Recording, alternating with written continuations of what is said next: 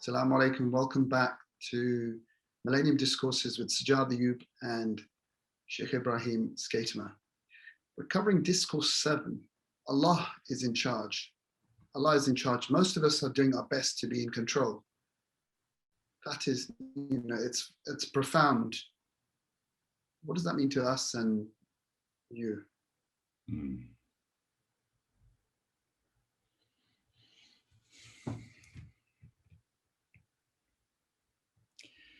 If you truly knew that all outcomes of your life are they're a foregone conclusion, it might change quite dramatically how you experience what you do at any given point in time. There's, so it relates to the point that we made in the previous discourse, and it's the distinction between a person whose experience of life is a fullness that empties, or a person whose experience of life is an emptiness that seeks to be filled. If I am managing the affair and I think I can manipulate outcomes in my interest, then basically I am needy of those outcomes. The structure of my being and my intent is an emptiness that seeks to be filled. If I know that all outcomes are outside of my hands, that there's an ingenuity that's at work that I cannot account for, it means that it frees me to act spontaneously and unconditionally in terms of what I can put into the situation. So it is the price of truly experiencing freedom and truly experiencing a sense of autonomy to your life. It's paradoxical, is to forego the illusion that you can actually act in your own interests and produce outcomes. That Allah is in charge. That there's a boss to this entire affair, and the boss isn't you. That it's the point we made before about the archer. The archer's role in the entire drama is to draw the bow. Allah flies the arrow. So it is. That really isn't up to you. And it's a piece of almost emotional hygiene to bear this truth in mind, particularly when things aren't going your way. When your sense is that I've got to work so hard and my life is so tough and I'm not achieving anything that I want, and everything's being withheld from me, and just give up on the affair of producing the outcome, and just look at what you can contribute right now and do that unconditionally. Thank you. We often treat the world like a business. I do this many good acts, I get Jannah. And you make a point till the end, things can change. A sinner can go to Jannah and a saint can go to Jahannam.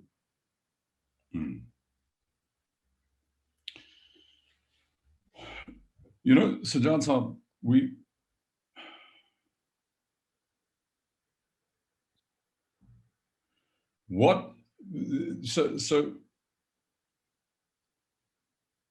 I personally find it somewhat objectionable that we have an idiom whereby we look at Allah, which is like a grocer, that we have like a negotiating relationship with this being, So I've done the tahajjud so many rakats. You owe me, really. Where's the contract? Who said? This idea that you can actually put yourself in a negotiating position with the boss of bosses is just completely gobsmacking. It's just astonishing, you know. So it's again this issue, you know, stop looking beyond the grave for doing worshipful things now. Stop looking towards the future to doing worshipful things now, because that still is at some level doing violence to the truth. It's quite feasible to do worshipful things now because you are grateful for what you've already received. Not because you suspect you might not receive what is your due. You understand me? If I'm doing it now because I want a better akhirah, I suspect that, hold on, if I don't modify, the boss is going to put me in a hot place. You know, this is a, I mean, that's kind of, I don't know, that's a bit undignified apart from anything else. I mean, you know, how about doing something in gratitude for what I've received? You see, I mean, I firmly believe that Allah gives us our relationship with other people as a metaphorical terrain for us to explore our relationship with Him. So let's look at the issue of reward, because that's what this is looking at. You know, what am I going to get in akhirah? The issue of reward.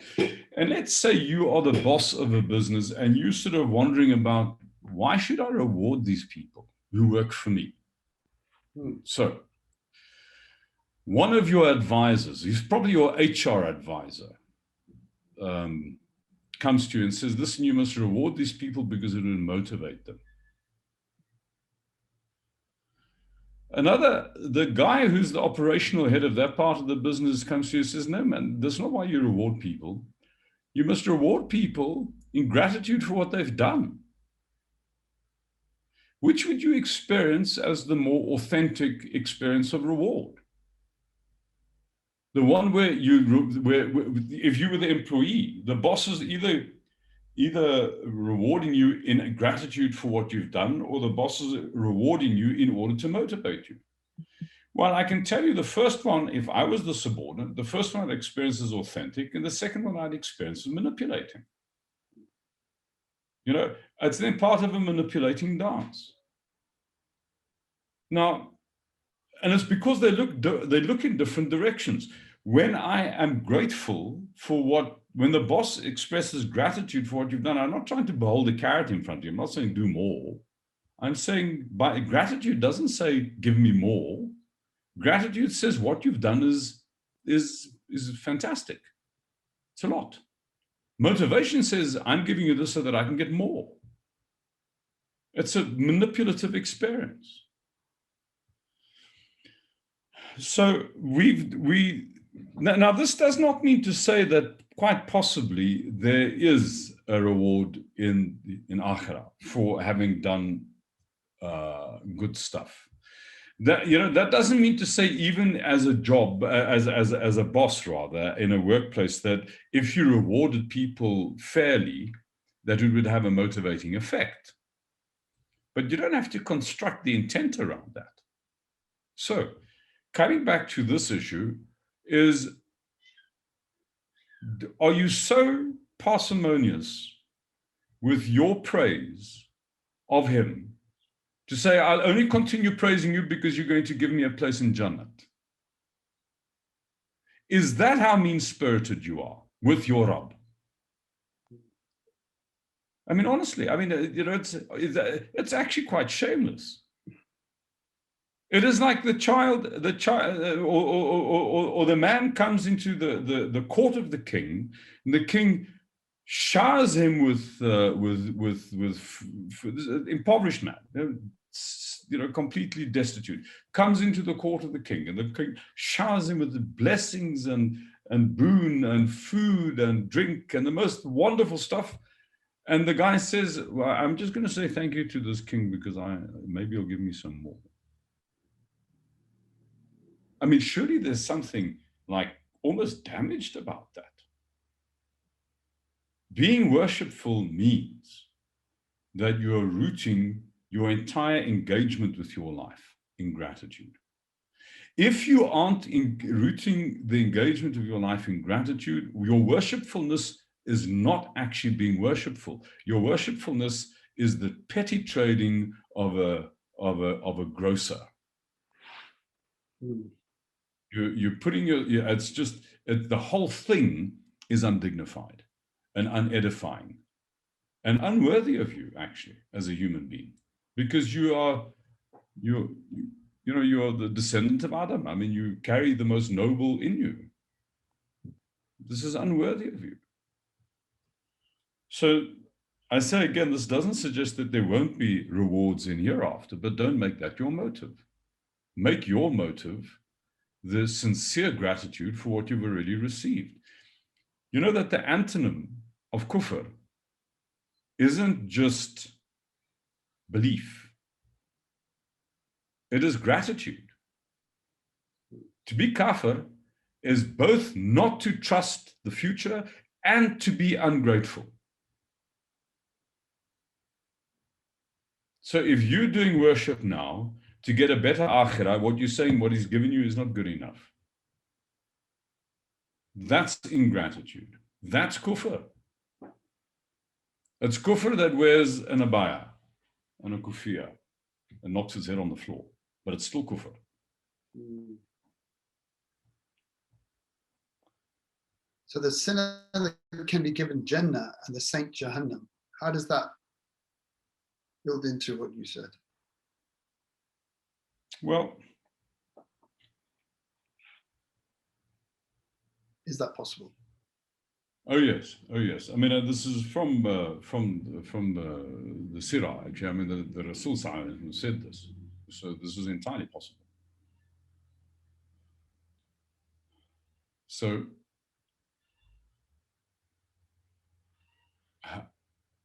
your entire life is a preparation ground, actually, for an event, and that event is your death. And when we say, I mean, we have this sort of teleological view of purpose. The outcome is the purpose. Well, that means to say your purpose is to die, because your outcome is death. The whole of your life is a practice ground for that moment. That possibility has two possibilities. In the first instance, you could say, when I die, everything gets taken away from me unconditionally. Or you can say, when I die, I give everything unconditionally. Mm. The difference between the two is really quite dramatic. If if somebody steals, I think we've spoken about this before, if somebody steals £1,000 from you, or you give somebody £1,000, the difference in the two experiences does not sit in the £1,000, it sits in the person who's going through the experience. So if you say, well, which of the two experiences would you find pleasing and acceptable? It's certainly not the one where the £1,000 get taken from you. It's the one where you give the £1,000. And we view death from this point of view. In other words, the loss of the £1,000 is like death. In other words, it's absolutely predictable. Which one of the two experiences is horrifying and which is acceptable? Well, the one where it all gets taken away from you, that's horrifying, and the one where everything, where you give it all, that's affirmation, it's blessing, so basically, when we die, our capacity to give unconditionally is put under test. Everything that you did prior to this is school. The exam is Malik al-Maut. As he comes creaking through the door and you get a whiff of him, who are you now? Can you give it all? Is it all going to be taken away from you? Now, some people need to do a lot of messing up in order to be able to pass that exam. They need to get to the point where they truly say, I've tried everything to pursue my own interests and it's all failed. Me trying to go for my own interests has been an unspeakable disaster. Ya Rab, take it. I give it unconditionally. So all of the misbehavior over his lifetime was the school that enabled him to, in the last moment, be the one who vindicates the first call. Am I not your Rab? Yes, you are. You've given me wildly in excess of my due. There's none praiseworthy but you. And maybe it takes a life of misdoing to be able to pass that exam. You get another person who had a life worth of good behavior in the spirit of a grocer. He's done all the right things. So he steps into the grave. Hey, boss, you owe me. Look what I've done. Look what I've done. Look what I've done. Look what I've done. In other words, this person isn't giving the whole thing over, handing over unconditionally. This person is stepping into the sort of trying to make a claim, trying to say, I'm owed. So it's entirely possible that you could completely fail at this project of dying. You know, you can die very poorly. You can die, or you can die eloquently. And the reason why you have a life prior to that last moment is to set you up to be able to pass that exam. You know, and you could be doing all of the apparently right things, but because you've had the wrong intent, you don't die giving anything. You die with an expectation to get, or you can die unconditionally, handing it over to the Rabb. That's in a flash, literally in the flash. That last breath, that last moment, is the seal. Everything that happened prior to that was the gymnasium. You could have failed at jumping the bar every single time so that you can learn in the last breath how to jump the bar. Or you could have been playing, thinking you've been jumping the bar, but actually been jumping, you know, little bars, just play, not actually handing the matter over. Doing all the culturally accepted things so that it looks like you're going through the motions and not pass the exam. You also describe the practice of the Persian weavers putting a flaw in their carpets while saying dhikr over every knot.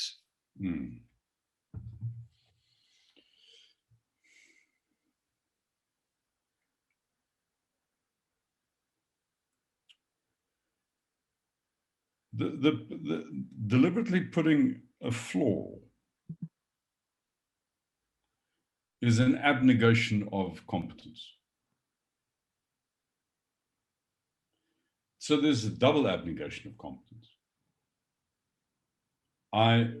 In putting in the flaw, I remind myself of my own frailty. In pronouncing the dhikr, I remind myself of his genius, his capability. And so that's, in a sense, what makes these carpets so extraordinarily beautiful, because they have within it, there's real soul being breathed into them. You know, from one point of view, they're a celebration of the most incredible competence, but on the other side, they're also a statement of complete humility. And between the two, you actually have the human problem. I mean, the thing that we struggle with, you know, because we can do amazing things as human beings. And how do we create the conditions where our own PR doesn't go to our head? Well, you do what they do. You deliberately mess things up a little bit, you know, and you constantly remind yourself of the fact that it's all from him, and it's all for him, and it's all through him.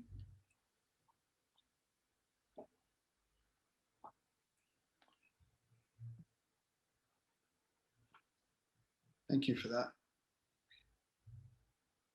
In your story, you've described of the sparrows of the South African 1 cent. Can you relate to this? So this is a story that came from the Boer War, and it relates to. So I don't know if you're aware of this, but there were two phases in the Anglo-Boer War. It was a war fought between the two sort of Dutch republics of the interior of South Africa and the British Empire. And the second one was really quite terrifying. I mean, there were two phases to the war. The first phase of the war was conventional, And the second phase, so after the Brits actually occupied the capitals of the two Boer republics, so it's the Pretoria of the Transvaal Republic and Bloemfontein of the Free State Republic, the Boer forces basically became, they stopped the conventional campaign and they became guerrilla forces. And in this period, it is very difficult for the Brits to control the country. And eventually, through it was the decision of the commander-in-chief of the British forces at the time, a man by the name of Lord Kitchener, to basically have a scorched earth policy. They would burn all the farms and they would take the women and children and put them in concentration camps. In fact, the Brits invented the concentration camp. There's some debate among the Afrikaner people whether this was a deliberate genocidal act, because there were some people who had at least ethnic cleansing intentions, like the governor of the Cape, a guy called Milner. He wanted to get rid of these people completely and for good. If you couldn't kill them off, he was going to exile them all to, I don't know, Patagonia or somewhere.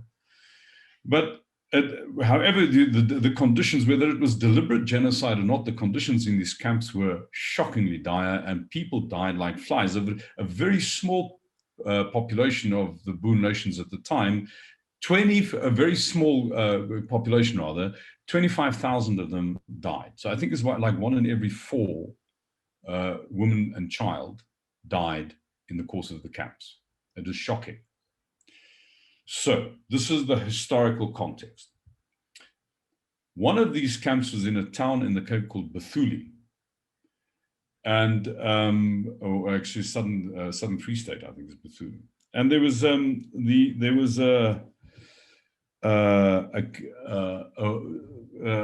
two Boer women were in this camp as internees, and people were dying around them like flies. Their own kinspeople were dying around them like flies. And they prayed, they read, they were Christian people, so they read from the Bible every day. There was like part of their Calvinist kind of ritual. And they read a passage in the Gospels where Jesus says that, there's the sparrow,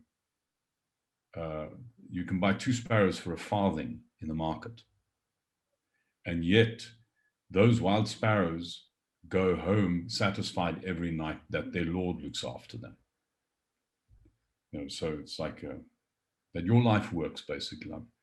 And them being in this dire situation, they made a prayer. They prayed to God, saying that if we survive this camp, and the English don't kill us, we will campaign to have 2 sparrows on the smallest denomination of South African coin into perpetuity,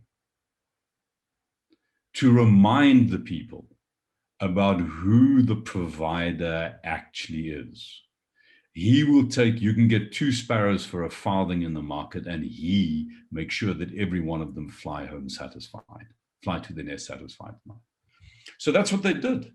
They immediately after the war, from that point forward, on the smallest denomination of South African coin, you always had 2 sparrows. And tragically, this has now stopped. You no longer get 2 sparrows on the smallest denomination of South African coin. And I think that's a great tragedy, because it was a great reminder. It was a dhikr to people. For a long time, I used to collect them. And I used to give them to people as a gift. And they think of, what are you insulting me? Why giving me? So just have a look at that. Have a look at what's on there, and then know where your rizq comes from. He's the provider. He will look after you. That's the story of the 2 sparrows on the. What was whenever the denomination for I don't know, the better part of 70 years, whenever the smallest, there was a new smallest denomination, the 2 sparrows went on to that. We've got about a minute or so.